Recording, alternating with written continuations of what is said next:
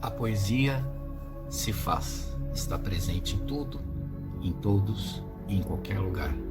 A poesia é onipresente. A poesia é um presente. Falar de poesia é encontrar o ritmo da vida, deixar-se levar pelo vento das palavras, singrar na leveza dos sentimentos e emaranhar-se nos factrais da arte de enxergar a beleza de modo incondicional. É natural alguém buscar a poesia em todos os sentidos, com todos os sentidos, procurar a harmonia na singularidade, a força que sugamos feito matabarrões, a poesia do velho, do novo, do belo, do feio, do natural, do artificial, do abstrato e do concreto, e assim nos tornamos maestros da sinfonia de ter fé na vida.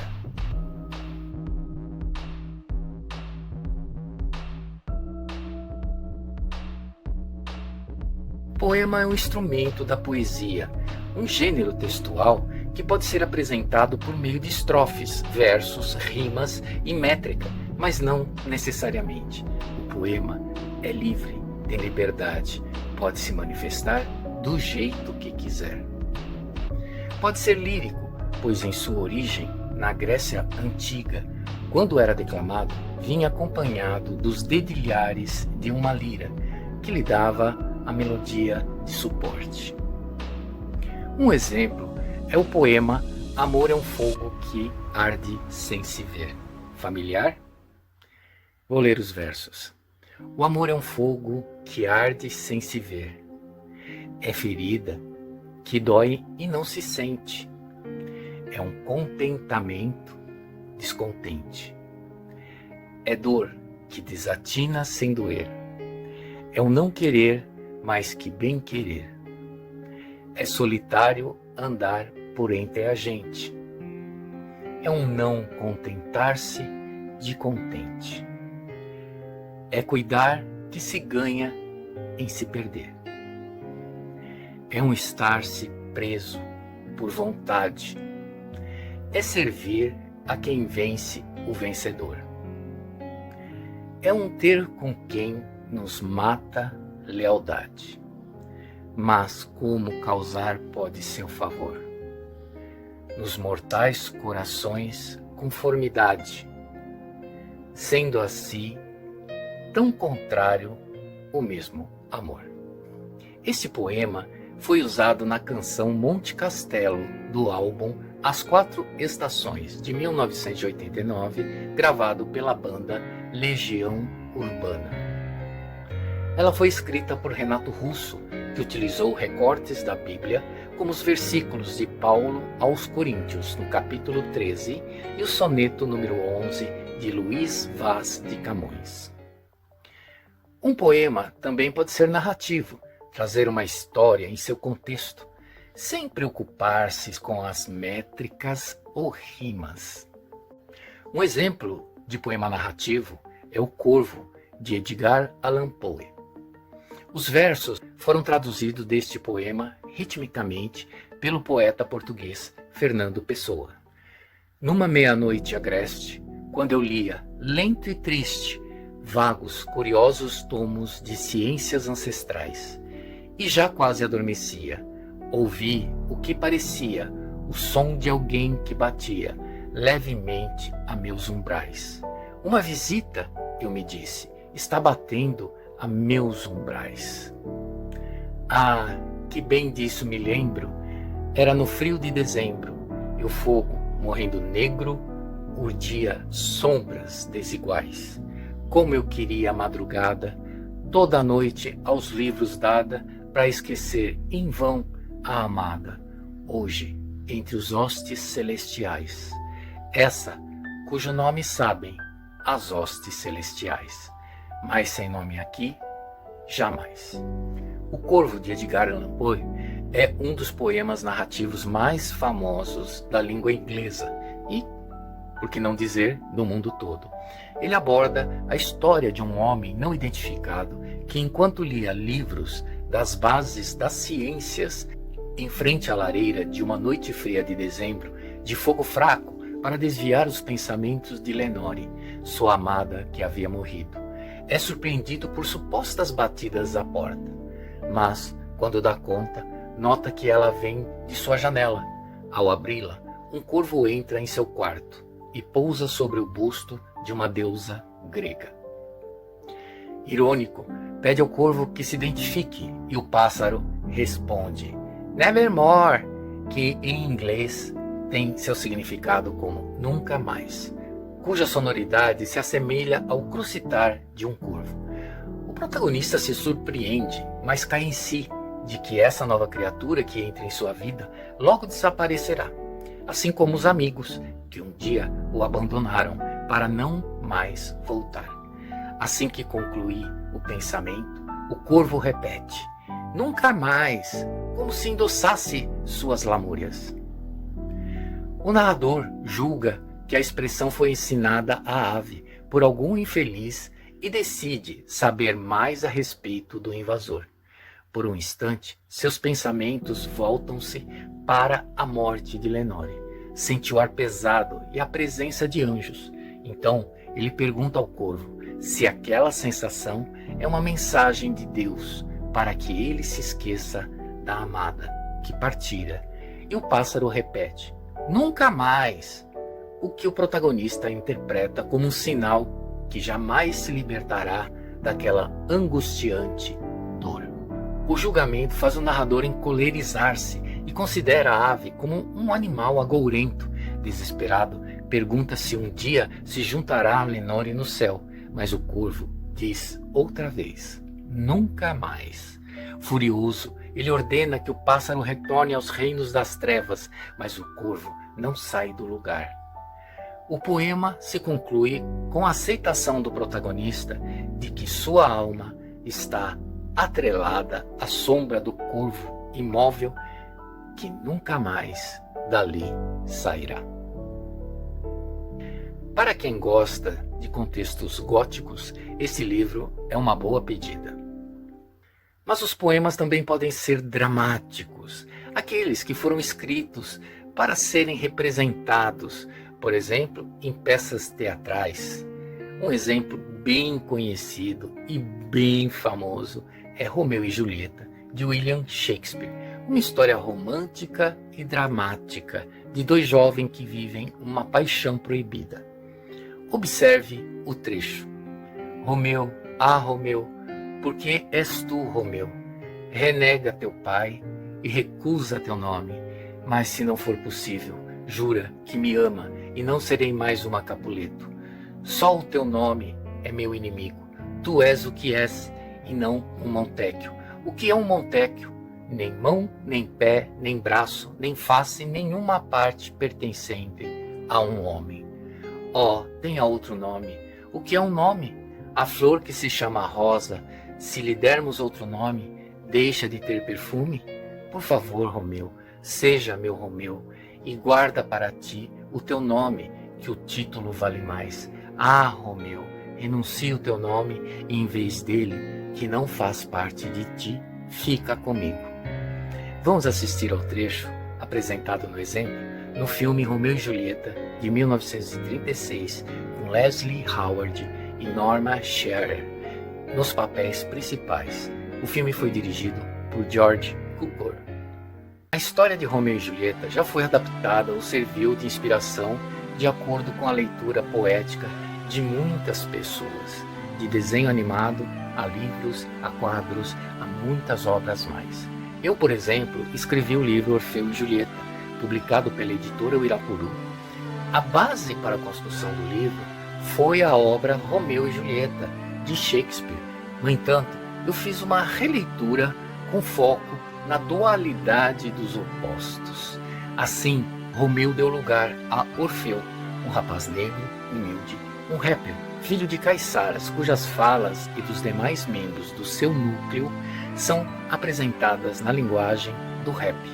Já Julieta é uma garota branca, rica, culta, integrante da alta sociedade, cujo pai é dono de uma indústria de pesca. As falas de Julieta e dos outros integrantes do seu núcleo são centradas na norma culta, aquela coisa mais requintada. A história, obviamente, contempla um amor proibido, o ódio entre as famílias, classes sociais, os preconceitos e toda a dualidade envolvida por esses extremos. Vale a pena conferir. Mas os poemas também podem ter derivações e serem classificados de outras maneiras. Podem ser, por exemplo, trova, um tipo de poema com 4 versos de 7 sílabas que não admite complementação, ou seja, ele encerra-se em si próprio. Um exemplo é esta trova de Fernando Pessoa, o poeta português. Se sou alegre ou sou triste, francamente, não sei. A tristeza em que consiste, da alegria o que farei. Soneto, tipo de poema composto por 14 versos, 2 quartetos, ou seja, 4 versos, e 2 tercetos, ou seja, 3 versos. O soneto Ora Direis Ouvir Estrelas, de Olavo Bilac, é um exemplo.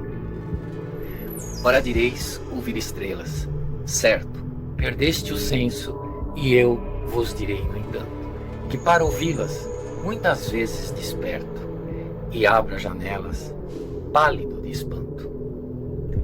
E conversamos toda a noite, enquanto a Via Láctea, como um pálio aberto, cintila, e ao vir do sol, saudosos em pranto, ainda as procuro pelo céu, deserto. Direis agora, tresloucado amigo, que conversas com ela? Que sentido tem o que dizem quando estão contigo? Eu vos direi, amai para entendê-las, pois só quem ama pode ter ouvido, capaz de ouvir e de entender estrelas. O cantor e compositor Belchior usou os 2 primeiros versos deste poema em sua música Divina Comédia Humana, de 1978. Observe. Ora direis ouvir estrelas, certo, perdeste o senso, eu vos direi, no entanto, enquanto houver espaço, corpo e tempo, e algum modo de dizer não, eu canto.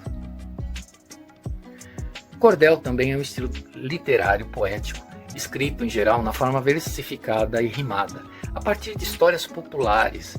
Em geral, são impressos de modo rudimentar e comercializado a preço bem simbólico. O romance do Pavão Misterioso é um exemplo de cordel. Observe o trecho. Os soldados da patrulha estavam de prontidão. Um disse, vem ver fulano. Aí vai passando um pavão. O monstro fez uma curva para tomar direção. Então, dizia um soldado, orgulho é uma ilusão. Um pai governa uma filha, mas não manda no coração. Pois agora a condessinha vai fugindo no pavão. Em 1976, o cantor Ednardo compôs e interpretou a música Pavão Misterioso, inspirada neste cordel. Os versos mais marcantes da canção são: pavão misterioso, pássaro formoso, tudo é mistério neste teu voar. Ah, se ocorresse assim, tantos céus assim, muita história eu tinha pra contar. Mas aposto que pra cantar não, né? Canto muito mal. Mas a poesia não é só coisa de adulto. As crianças amam os poemas. E há vários autores que se dedicaram a criar poemas para crianças, como Olavo Bilac, Cecília Meirelles e Casimiro de Abreu. Deste último, destaco um trechinho de um poema muito famoso chamado Meus 8 Anos.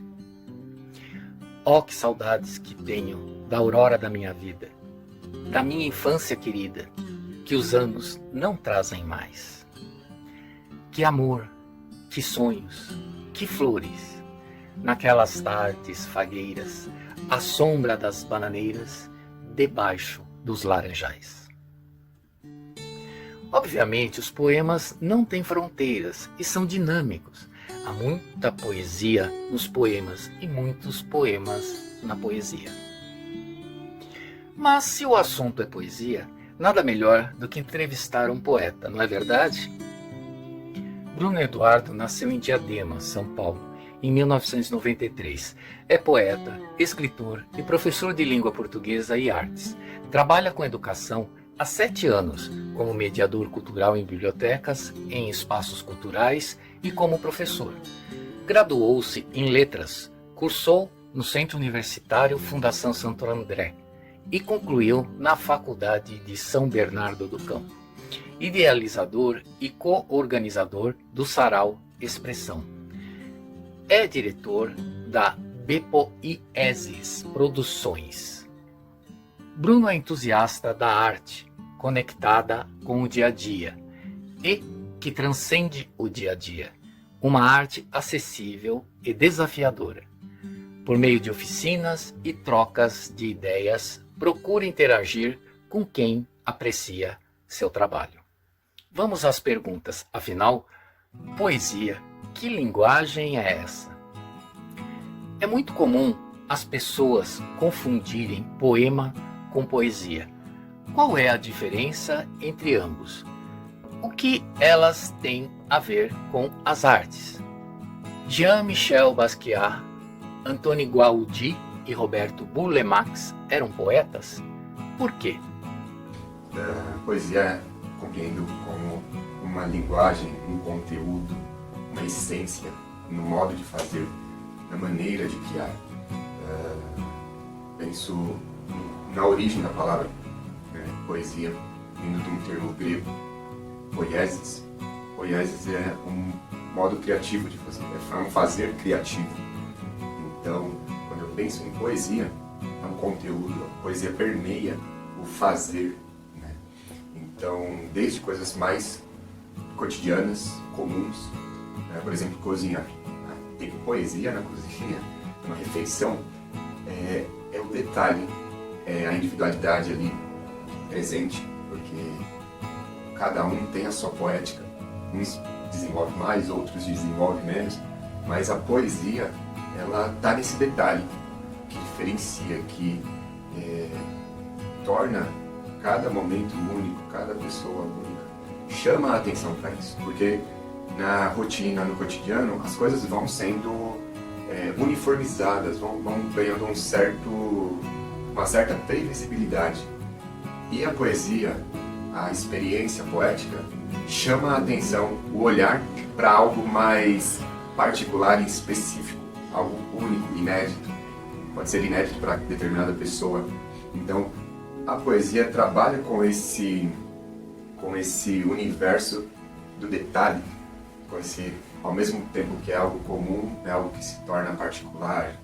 E então a poesia é o conteúdo, é o que permeia o nosso fazer. E é esse fazer criativo que traz aí a individualidade de quem faz, a inventividade, a criatividade de quem faz.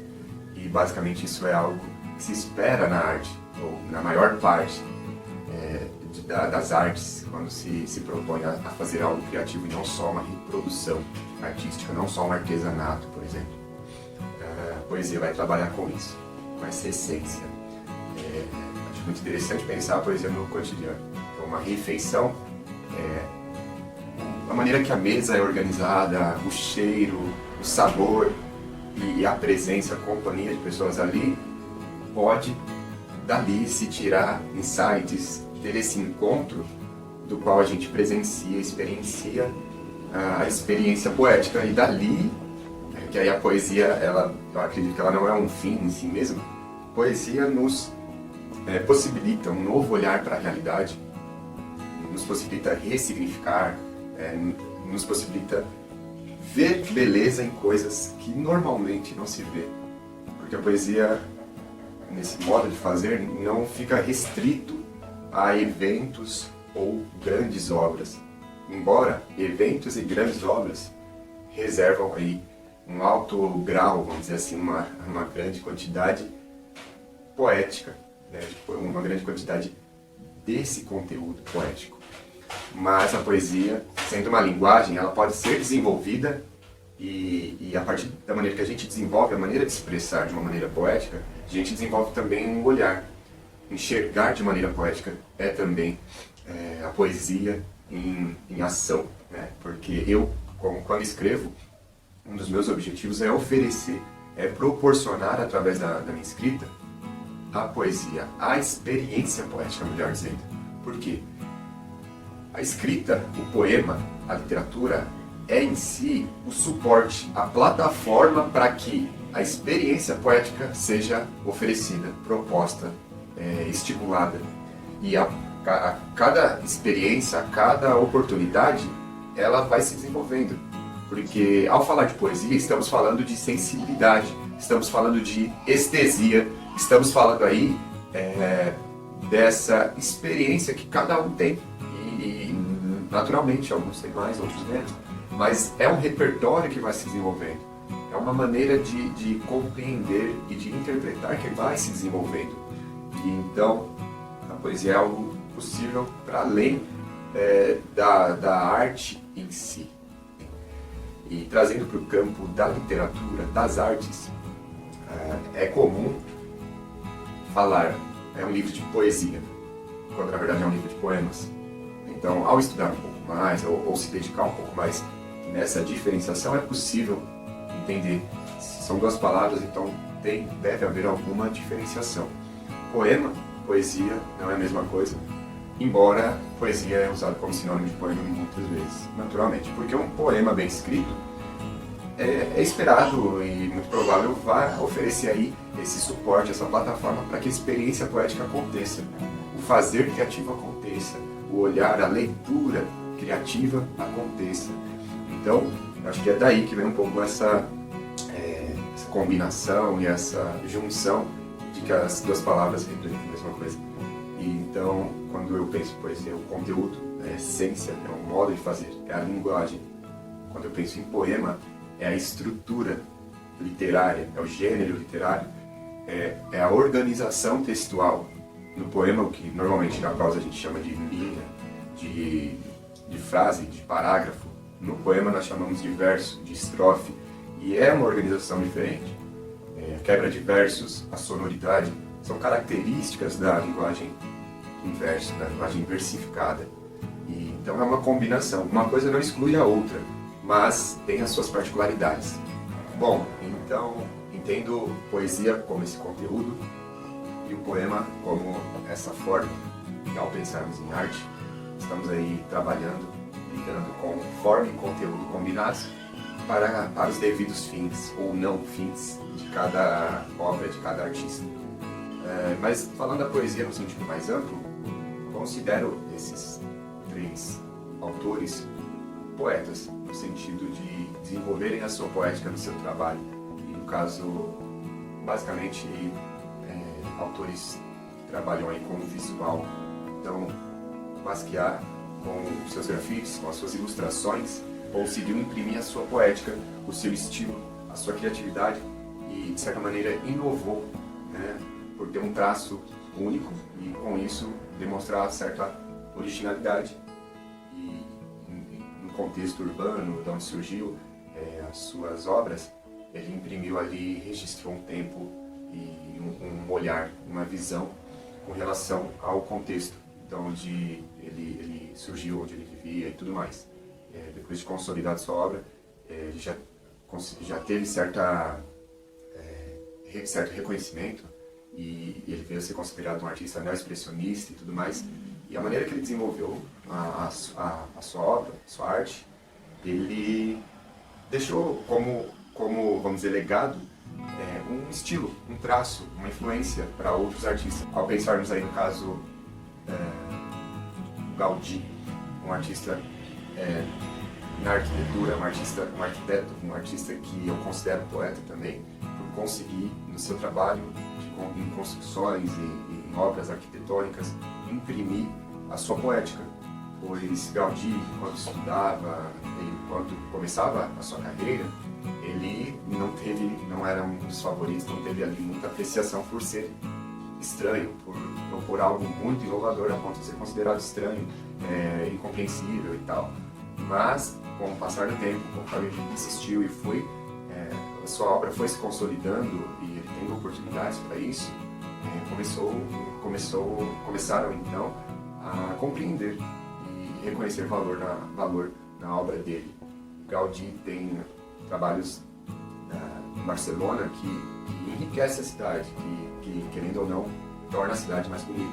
Ao pensarmos aí no Burle Marx, um paisagista, também um artista, um artista visual, ele, ao compor, ao distribuir, ao organizar os espaços, acredito que favoreça aí a reflexão, a apreciação do espaço em si, do ambiente, da presença, a poética do espaço nos provoca, pode nos provocar aí, ao pensar, nos provocar a pensar os lugares que habitamos, que passamos, que convivemos, enfim. Há muitos poetas que se consagraram na literatura a partir deste gênero literário, mas esse estilo evoluiu com o tempo. Comente um pouco a respeito dessa evolução e dê exemplos que diferenciam estilos de poetas como Gonçalves Dias, Oswald de Andrade e Paulo Leminski, por exemplo. De fato, há autores que se consagraram com nesse gênero literário, com a escrita em verso, com a escrita de poema, e o gênero em si evoluiu no sentido de sair um pouco do que era tradicional. Ao pensarmos na literatura brasileira, que inicia-se com boa parte de importação, então se trazia aí ideais clássicos da literatura portuguesa e europeia, com um certo rigor e formalidade e rigidez na estrutura dos versos, das estrofes, do poema de maneira geral. Então havia ali já uma escola, uma tradição que com o tempo, com as vanguardas, com a atualização, vamos dizer assim, com essa troca cultural, foi se revisitando e se reconfigurando. Então essa evolução do que antes era mais rígido, fixo, pré-estabelecido na maneira de compor os versos, com o passar do tempo foi se tendo mais liberdade poética, mais licença poética, até chegarmos ao modernismo e a movimentos mais contemporâneos e futuristas. Ao pensarmos no Gonçalves Dias, por exemplo, é um autor que na história da literatura a gente o identifica no romantismo, na primeira fase do romantismo. E ele, por conta do período histórico, da escola que ele, de certa maneira, representa, traz aí o ideal nacionalista, patriota, com certa idealização e romantização do Brasil, do que é representado na sua obra. Então, um autor que, nessa busca de um ideal nacional, de uma identidade nacional, de um herói nacional, ele vai cantar o Brasil de uma maneira bela, bonita e ficcional, porque ele, de certa maneira, ele vai elevar as qualidades do Brasil a ponto de parecer com que não se vê na realidade brasileira, ao mesmo tempo que ele exalta a terra, no seu poema bastante conhecido, Canção de Exílio, ele demonstra ali a saudade que ele tem da terra natal. Então é um autor que traz aí as características dessa fase, desse período.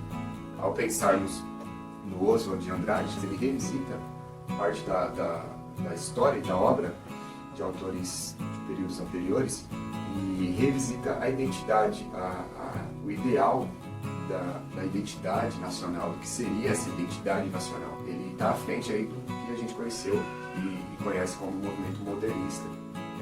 Macunaíma surge desse período, sendo esse herói nacional que traz as características nacionais. E curioso pensar que no próprio romantismo, na terceira fase do romantismo, já vai se desenvolvendo essa mudança de perspectiva estética, de proposta estética e artística. Por exemplo, Castro Alves, na terceira fase do romantismo, já é um autor que não fica idealizando, não fica romantizando e vai tratar de temas pró-abolição, vai tratar da realidade nacional mesmo, sem maquiar e sem ficar olhando para fora, para o que é internacional. Mas ele de fato vai representar na sua obra o que havia no Brasil. E nisso já é aí um pé, uma mudança, já está com o pé no realismo, que é outra escola literária. E mais, até que se chegue aí no modernismo. E falando do Paulo Leminski, um autor também intelectual, com uma marca de inovação muito grande, e um autor que já seguindo aí nesse arcabouço, nesse contexto criado e deixado pelo modernismo, é um autor que já vai tratar a literatura sem compromisso, uma literatura mais despojada, uma literatura que vai brincar com as palavras, com trocadilhos, com ditados populares, com uso de palavrões, enfim, com textos mais curtos, né? Uma característica da escrita em verso, com a síntese, e naturalmente isso fica mais palatável para o dia a dia, do cotidiano. Então é um texto é um poema que não é um poema longo, um poema com uma estrofe única, um poema mais curto, às vezes é dois versos. É um autor que, de novo, pensando nessa evolução, não segue a formalidade da estrutura, da quantidade, da metrificação, e continua aí a desenvolver esse estilo de escrita. Há quem diga que todo poeta tem sua assinatura nas obras que realiza. Um exemplo são as letras das composições de Djavan. Qual é o fundamento dessa afirmação? Ela é uma generalização? Na qualidade de poeta, que também você tem uma assinatura? Certamente, acredito que sim, acredito que todo poeta tem uma assinatura. Não creio que seja uma generalização, embora, à medida que vá se desenvolvendo um trabalho e vá consolidando um jeito de fazer, né, de produzir ali a sua arte, intrinsecamente essa assinatura ela vai se estabelecendo. O que seria a assinatura? Do que é composta a assinatura? Basicamente as influências, as preferências, a seleção estética que o artista faz e propõe na própria obra. E ao desenvolver um estilo próprio, essa assinatura fica ainda mais marcada, né? Ela fica ainda mais estabelecida, né? No desenvolver de uma carreira. Pensando no exemplo de Djavan, um autor, um cantor, um compositor assim, magistral, né, no que faz. Gosto muito também por conta da escrita dele, das canções. Então, além da musicalidade, que é muito interessante, enfim, é uma referência, né, na música brasileira, na música de língua portuguesa, né, não só no Brasil, mas em outros países lusófonos. Ele acaba sendo essa referência, quando se diz no sentido musical, né, enfim, mundialmente conhecido, né? Stevie Wonder participa de uma canção dele na produção de Os Alpos. Ele é um exemplo disso, de assinatura. Por exemplo, o dedilhado dele, a maneira que ele toca violão, ao ouvir, ao escutar, a gente pode notar ali, poxa, isso parece Djavan, ou é uma música do Djavan, às vezes nas primeiras notas, né? Ou é alguém tentando tocar igual Djavan, ou tocando uma música dele, enfim. A sonoridade já remete ao autor por conta dessa assinatura, que é algo muito próprio dele, a maneira que desenvolveu aí a sua obra. Você, entre aspas, né? Eu falo entre aspas porque não sou da área musical exatamente, mas ele desenvolveu algo que é uma música difícil de ser tocada. Então, se reconhece pela peculiaridade do som e criatividade e inventividade que ele traz ali na música dele. E se tratando das canções, da letra, né, da escrita, da composição, a maneira que ele articula, que ele constrói os sentidos, os significados que ele explora ali, da maneira que ele articula as palavras é magistral também, se tratando de língua portuguesa. Então eu creio sim que há essa assinatura, todo artista de algum modo tem, porque a assinatura ela vai estar ligada à identidade artística, às preferências, influências, à formação, né, que esse artista ele tem e vai tendo no decorrer e no desenvolver da própria carreira. Então, eu tenho também, por exemplo, algo que eu acredito que é parte da minha assinatura, é a musicalidade da minha escrita. Porque normalmente eu escrevo em verso, a maior parte do que eu produzo é em verso. Embora eu queira me desafiar no próximo livro, escrever prosa, explorar, né, texto em prosa, mas a escrita em verso, a sonoridade é uma marca, porque é muito natural para mim escrever fazendo quebra do verso de maneira às vezes inesperada, mas sempre com algum link de sonoridade entre um verso e outro, entre um jogo de palavras e outros. É possível encontrar aí esse sinal, né, essa assinatura de rima, de proposta de sonoridade. É uma característica aí, creio, que compõe a minha assinatura. Outra tem a ver com a minha própria biografia. Acredito que a assinatura também traga um pouco disso, da biografia, além da identidade e da formação e das influências artísticas. A minha biografia acaba sendo apresentada ali por meio dos temas, do ponto de vista, por meio da abordagem até. Embora, no decorrer do desenvolvimento de uma carreira, o artista ele pode mudar geograficamente e logo muda-se também algumas outras características. Mas o mais básico, acredito que vai estar ligado aí, a assinatura vai estar ligada à biografia, à identidade e à formação artística desse autor. Diferente do que muitas pessoas pensam, os poemas não se resumem a manifestações amorosas. Pelo contrário, eles vão além das rimas de amor com flor. Fale um pouco da versatilidade dos poemas e dê alguns exemplos que você acha mais marcantes. Como poeta, você segue uma linha específica? Isso caracterizaria a sua assinatura? Por quê? Bom, se tratando da versatilidade do poema, da escrita em verso, creio que um ponto principal aí de destaque é a musicalidade. Não quer dizer que sempre vai ter uma rima, mas creio que é uma das características principais da escrita em verso, a proximidade que o som pode ganhar ali, na composição, na construção do texto, porque essa versatilidade vai permitir, por exemplo, um poema com alguns ajustes virar uma canção e ser musicalizada. E aí, acho que daí tem a facilidade de autores, né? Como Vinícius de Moraes, que ao mesmo tempo que escrevia poemas, tinha uma produção literária, também era reconhecido no meio da música, né? Como compositor, cantor, músico, né? Então, creio que daí está um bom exemplo dessa versatilidade.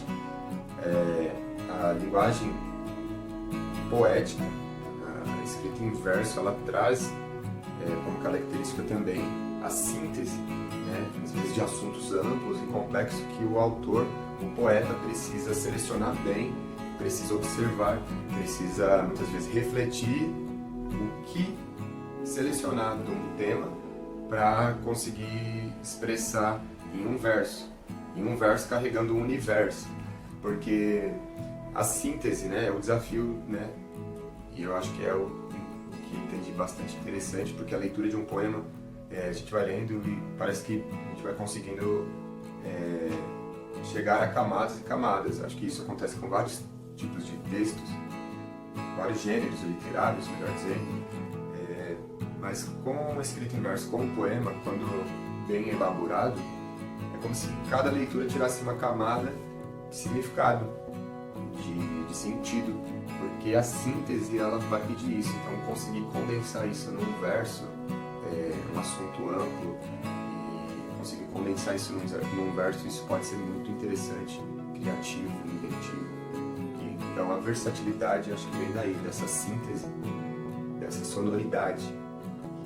Isso pode ser transcrito, traduzido para outras linguagens e render muito ainda. Então, creio que vem daí essa versatilidade dos poemas. E ao pensar nas temáticas, né, falar de amor, pensar que poema é sempre falando de algo sentimental, sempre de relações amorosas, amor com flor, e ai que bonitinho. Porque eu acho que foi uma ideia que se popularizou, faz parte de um senso comum de que escrever poema é falar sempre de amor, de sentimento. quando na realidade não, né? Se a gente vê a história da literatura, a gente consegue identificar alguns marcos que autores, grupos, escolas, né, propuseram aí outras temáticas e que depois serviu como referência, uma tendência para quem buscou nessas fontes, né? Ao falar, por exemplo, Castro Alves, pensar lá no romantismo. Castro Alves, mesmo estando ali ainda já no final, né, na terceira geração, mas ele fazendo parte do que se identifica como romantismo, período romântico da literatura brasileira, ele propôs uma temática que é a qual ele é mais reconhecido, que é da abolição, fez parte ali da chamada geração condoreira, que era uma literatura com cunho social, que tinha aí implicação em assuntos sociais, né, da sociedade daquela época. Então está ligado diretamente ao tempo que foi escrito e ainda assim é poema, é literatura, é um poeta, mas não necessariamente está falando só de sentimento e relações amorosas, embora ele também tenha lá seu livro, seus poemas, que vai tratar dessa temática. E, então, essa diversidade de temas que o poeta pode abordar, cada um tem aí as suas preferências e escolhas estéticas, e pode fazer parte ou não aí do repertório literário, do repertório criativo de um autor. As temáticas são diversas. E creio que essa ideia de sempre vai ser um assunto relacionado a sentimento tem a ver com a sensibilidade que alguns temas pedem. E o poeta, por sua vez, quando vai sintetizar um assunto no seu verso, ele precisa considerar inúmeros aspectos e escolher o que ele acha mais importante, o que toca ali de maneira mais sensível, de maneira mais pertinente ao que ele quer colocar, ao que ele quer trabalhar no texto dele. Amor é um tema muito recorrente na produção intelectual, artística, filosófica. Ao falar de assinatura, eu não sigo exatamente uma linha formal, né? Só escrevo soneto, ou Bruno só produz haikais. Não exatamente, porque tem a ver com as minhas leituras, como eu comecei a me desenvolver, né? Artisticamente falando, a minha literatura começou a ser desenvolvida. Eu escrevo em verso livre, que já é uma estrutura, né, entre aspas, mas já é uma estrutura contemporânea, que tem os prós e contras, porque ao falar em verso livre, você não tem lá a forma fixa e metrificada como é num soneto, numa forma mais clássica. Porém, você tem uma certa liberdade da escrita, verso livre, porém você tem a dificuldade de não perder a mão, porque se você está escrevendo um poema e vai trabalhar com a síntese ali no verso, se você se estende muito, isso pode se confundir com uma prosa poética, se for a intenção, a proposta, tranquilo, mas quando eu quero escrever poema mesmo, eu me atenho a isso, né, para que meus versos não fiquem tão longos ou diferentes na medida, né, no tamanho entre si, entre cada um ali, para compor uma estrofe que tenha um ritmo com harmonia, né, porque a gente fala de tamanho de verso, métrica, isso tem a ver com harmonia, e aí a característica que é da minha literatura, a musicalidade. Então o verso livre, ao mesmo tempo que dá essa liberdade de escrita, também coloca aí alguma dificuldade, pode ser, né, melhor dizendo, uma dificuldade, se o autor não conseguir regular ali até onde, quando quebra o verso, quando fecha o sentido ali, a significação do que ele está construindo no texto. Então creio que o que eu sigo, né, seria esse verso livre, e aí no caso eu já tenho, isso faz parte da minha assinatura. E talvez, ao ler textos meus, as pessoas podem já identificar isso aqui, tem marca ali no Bruno, marca de autoria, né, a assinatura. Isso parece o Bruno que usa essas palavras, o Bruno que faz esse jogo, essa repetição, essa inversão entre os versos e coisas desse tipo, né. Interessante. Gostaria até de citar dois autores, melhor dizendo. Miró da Muribeca, que é um autor que o texto dele literatura dele ela é muito performática, então para entender parte do ritmo que é proposto ali na escrita e logo na leitura dos textos, é necessário, é interessante conhecer um pouco de como ele apresenta os próprios textos, porque aí isso acaba dando mais sentido e compondo ali a leitura e interpretação dos poemas do Miró.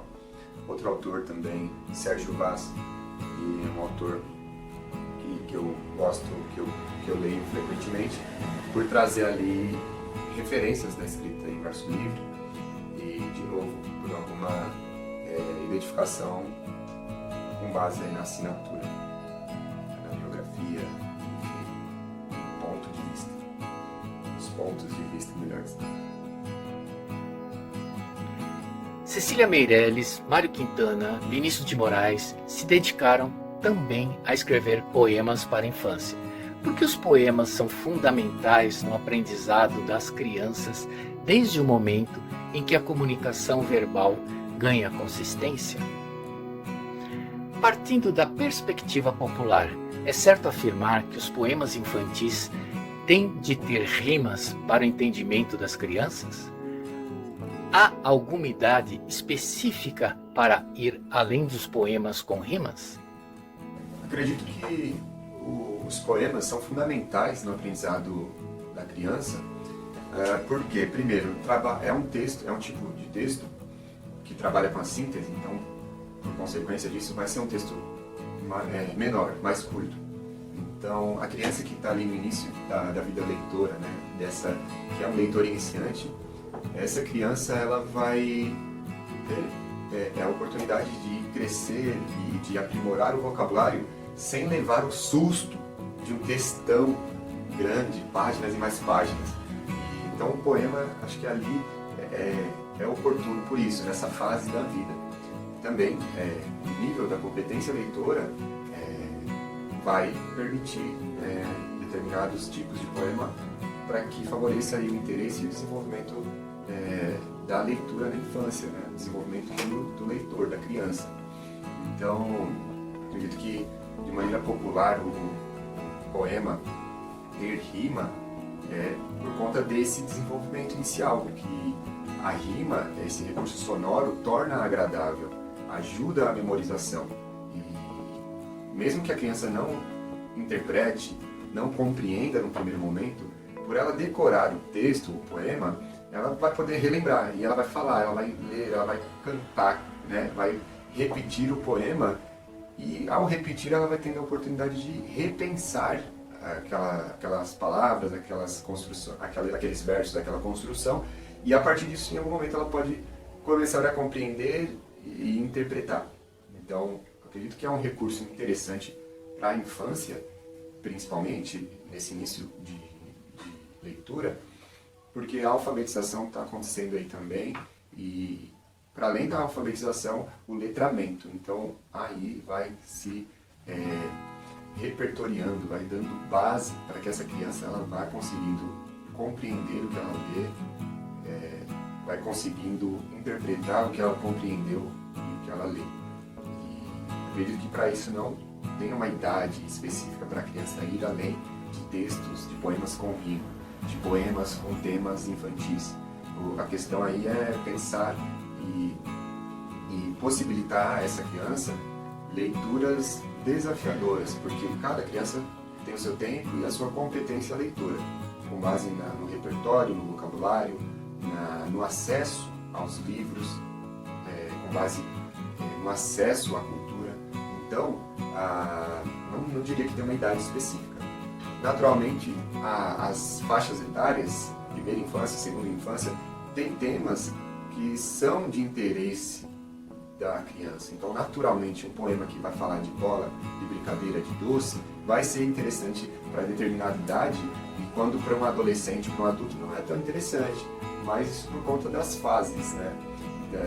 Isso envolve questões sociais, questões de interesse mesmo da idade, da descoberta de cada idade. Um ponto interessante a considerar é a competência leitora. Por exemplo, se estamos falando de um adulto de 38 anos que estuda no EJA, esse adulto está recém-alfabetizado. naturalmente, pela idade, ele já é adulto, mas a competência leitora dele é de um leitor iniciante. Então, naturalmente, vai ser mais interessante para ele a leitura de textos mais curtos, com rima e tudo mais, textos que possibilitem a ele essa satisfação de ler e compreender, interpretar. Lógico que, por se tratar de um adulto, o letramento já é mais avançado, já é diferente. Mas a competência leitora é de alguém que está iniciando, que está começando a decodificar o alfabeto, o código linguístico. Então, por isso que é um tanto relativo, embora a faixa etária ela ajuda a pensar nos temas que são oportunos. Embora a complexidade da escrita, a complexidade do texto deve considerar aí a competência leitora e essa experiência de leitura que cada um tem. Bruno, agora fale um pouco de seus trabalhos, de suas ações futuras no mundo da poesia e também dos seus livros, que são muito bacanas. Agora quero deixar expressamente meu agradecimento e minha satisfação de participar dessa entrevista, de contribuir aí com as minhas reflexões, com o que eu compreendo desse universo tão vasto que é a poesia, dessa linguagem tão vasta que é a poesia, que trabalha aí com diversos conceitos, desde conceitos estéticos, artísticos, filosóficos e, enfim, que trabalha com o que há de interessante no cotidiano, que trabalha aí com noções do próprio ser humano com relação à existência, à vida, à natureza. Enfim, a natureza das coisas, né?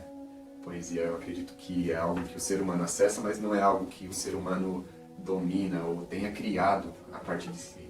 Mas é uma linguagem que nos possibilita um contato e conexão com a beleza, com a esperança do que é belo, do que é agradável aos sentidos, do que é provocador, estimulante aos sentidos. E a experiência poética é onde isso acontece em diversos níveis. Meu trabalho, a minha plataforma, né, a minha literatura visa isso, oferecer, proporcionar experiência poética para quem apreciar, para quem der atenção à minha literatura. E por isso eu faço o convite para conhecer um pouco mais do meu trabalho nas redes sociais. No YouTube tem o canal Poieses, que é o canal onde compartilhamos aí o meu trabalho no sarau, o meu trabalho em lançamento de livro, em oficina. Se você tem uma escola, um centro cultural, se você trabalha em espaços assim e tem interesse em contar com a minha contribuição, entre em contato, a gente conversa e vê o que é possível, conciliar datas, enfim, fazer acontecer para que outros possam seguir aí nessa investigação do que é poesia, como a poesia pode agregar ao dia a dia das pessoas. E, enfim, é nesse sentido que eu trabalho, que eu vou trocando ideias e compartilhando o que eu aprendi, estou aprendendo e o que eu posso compartilhar e ensinar. É uma troca e, enfim, fica aqui meu convite. No Instagram eu tenho um perfil onde eu compartilho um pouco do meu dia a dia, o meu trabalho também.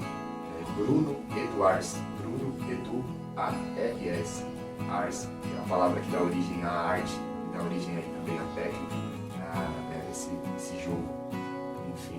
E por fim, o primeiro livro, Feto a Feto, há também no YouTube textos que eu li e compartilhei lá em eventos que foram filmados, e o vídeo está lá para quem quiser conferir, conhecer um pouquinho. E ainda mais, comprando, adquirindo o livro direto comigo, você pode conhecer o livro em verso e prosa, com algumas ilustrações. Trabalhei com uma ilustradora que conseguiu aí com seu traço, com arte naif, registrar e enriquecer os textos.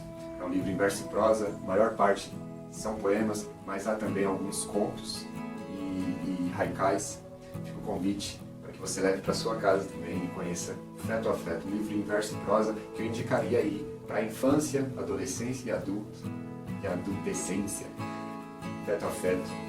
E o segundo livro que eu lancei em 2022, Opus 2022. Um livro em verso e prosa também, a maior parte são poemas, mas há alguns contos e aforismos e haikais. Também tentei aí desenvolver a escrita de haikais, alguns ficaram bem engraçados, e, enfim. É um livro que eu recomendo a partir da adolescência, por conta da abordagem dos temas aqui, e neste livro trabalhei com 3 ilustradores, né? 2 ilustradores, um trouxe a técnica realista para a ilustração, outro trouxe a técnica da aquarela, e novamente a ilustradora trabalhou aqui comigo, trazendo aí um traço que não segue uma técnica em específico, mas é um traço dela que compreende aí a arte naif, seria esse traço sem seguir exatamente um estilo, mas sim um estilo próprio do ilustrador.